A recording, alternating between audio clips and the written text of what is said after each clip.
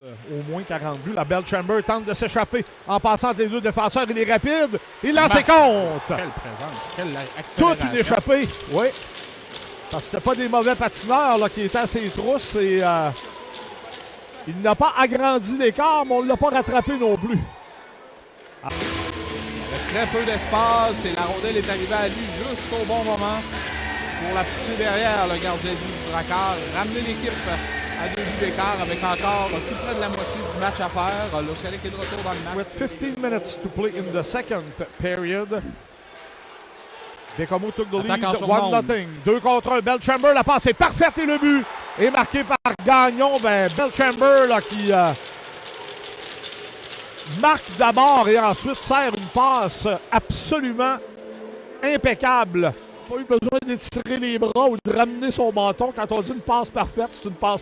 On s'est fait battre de vitesse à nouveau là, chez l'Océanic. Le joueur du Drakkar qui était au départ à égalité avec le défenseur de l'Océanic est parvenu à devancer ce dernier. Du côté de l'Océanic, en fait, de part et d'autre. 14 minutes 20 à jouer en deuxième période. 2-0 Bécomo. Encore Barry qui peut s'amener hors l'aile. Coupe et lance et compte. Alors, le jeune Barry, je mentionnais qu'il avait eu une bonne présence tantôt défensivement. Et là, ben, c'est le gaucher qui arrive de l'aile droite. Alors, son angle est toujours meilleur que...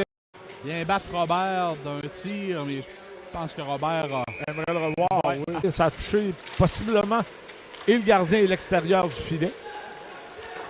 Et le dégagement de Saint-Louis. Quelle mise en échec de Gaudio là, sur Saint-Louis. Over qui avait une occasion de contourner Adam sur le rebond, ben, perd le contrôle de la rondelle avant de pouvoir le faire. Donc, on glisse le disque et le but! Xavier Cormier! Ça prenait un jeu parfait.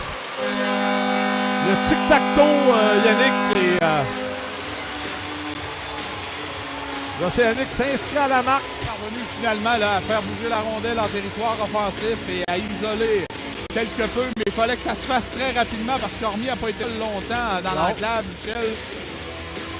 Il y avait très peu d'espace et la rondelle est arrivée à lui juste au bon moment pour la pousser derrière le gardien de but du Drakkar. Ramener l'équipe à 2 buts d'écart avec encore tout près de la moitié du match à faire. L'Océanic est de retour dans le match. Il est incapable de conserver la rondelle. Il la donne ensuite à Corbeil qui est seul.